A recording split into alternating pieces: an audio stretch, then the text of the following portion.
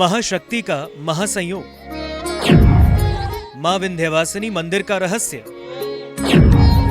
क्यों 3 बार रूप बदलती है मां विंध्यवासिनी? मां विंध्यवासिनी की कैसे हुई उत्पत्ति?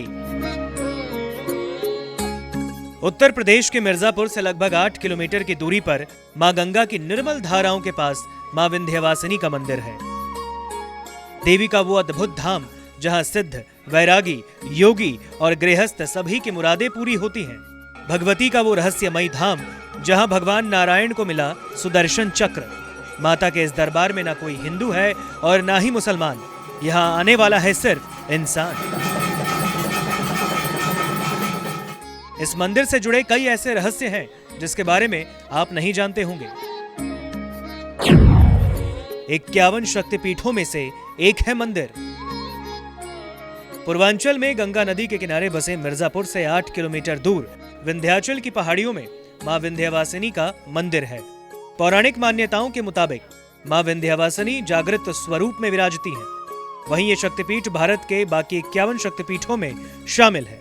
ऐसी मान्यता है कि मां विंध्यवासिनी देवी के आशीर्वाद से ही इस सृष्टि का विस्तार हुआ है।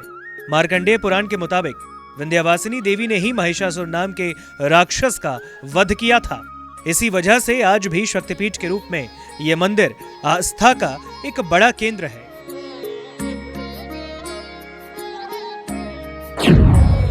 तीन बार रूप बदलती है माता। मां विंध्यवासिनी के दिन में 4 बार आरती की जाती है। इन चारों आरती का अपना अलग महत्व है। पहली आरती सुबह होती है जिसमें माता का श्रृंगार बाल रूप में होता है। दोपहर में होने वाली आरती में माता के युवती रूप के दर्शन होते हैं। शाम और रात के समय की जाने वाली आरती में माता के वृद्धावस्था स्वरूप की पूजा की जाती है।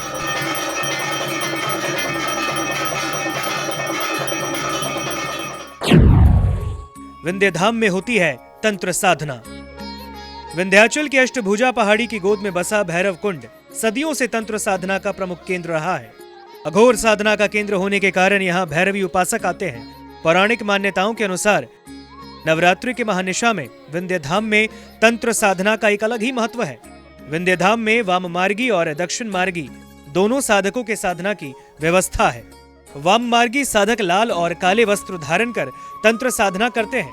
इसके अलावा अपने इष्ट को प्रसन्न करने के लिए बकरे की बलि देते हैं। वाम मार्गी साधक सफेद और गेरुआ वस्त्र धारण कर मां के दरबार में सात्विक विधि विधान से साधना करते हैं। ऐसा माना जाता है कि तांत्रिक यहाँ अपनी तंत्र विद्या सिद्ध करते हैं। त्रिकोण यात्रा का क्या है महत्व? मां के इस धाम में त्रिकोण यात्रा का विशेष महत्व माना जाता है, जिसमें लघु और बृहद त्रिकोण यात्रा की जाती है। लघु त्रिकोण यात्रा में एक मंदिर परिसर में मां के 3 रूपों के दर्शन होते हैं।